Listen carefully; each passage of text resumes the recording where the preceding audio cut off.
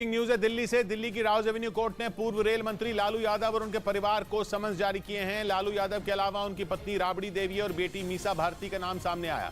लालू समेत उनके परिवार के सदस्यों पर जमीन के बदले नौकरी देने का आरोप है। सीबीआई की चार्जशीट के आधार पर कोर्ट ने समन्स जारी किए हैं। सभी आरोपियों को 15 मार्च को पेश होने का आदेश जारी किया गया है। सीबीआई ने इस केस में 16 आरोपियों के खिलाफ पिछले साल 10 अक्टूबर को चार्जशीट दाखिल की थी।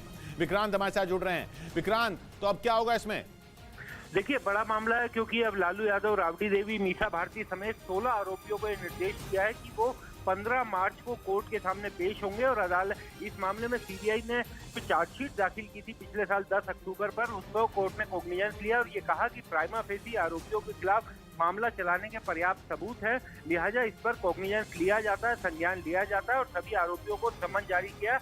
अब इस मामले का ट्रायल शुरू होगा और लालू परिवार के लिए, जो बिहार में एक बड़ी चुनौती भी बन रहे थे, उनके लिए एक बड़ा मुश्किल समय आ गया है। और लालू यादव अभी चूंकि बीमारी से वापिस भी आए हैं, हो सकता है उनके वकील उनकी तरफ से हेल्थ ग्राउंड पर राहत मांगने की कोशिश करें, लेकिन उनके लिए मुश्किल यह है कि अदालत का यह सम्मन ऐसे टाइम पर गया है जब लालू परिवार ये कोशिश कर रहा है कि विपक्ष एकजुट हो और वो एक बड़ी चुनौती दे सके।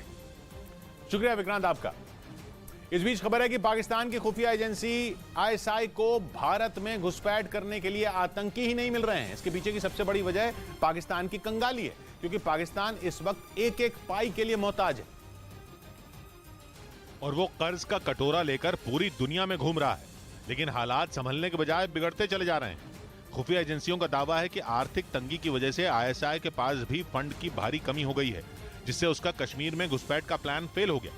क्योंकि फंड की कमी की वजह से वो आतंकियों को पैसे नहीं दे पा रही। एक रिपोर्ट के मुताबिक पाकिस्तान आतंकियों को कश्मीर में घुसपैठ के लिए 6 लाख रुपए की रकम देता है, लेकिन आर्थिक बदहाली के सबसे बुरे दौर से गुजर रहा पाकिस्तान एक एक पैसे के लिए तरस रहा है। और आतंकी बिना पैसे लिए कश्मीर में किसी भी सूरत में दाखिल नहीं होना चाहते।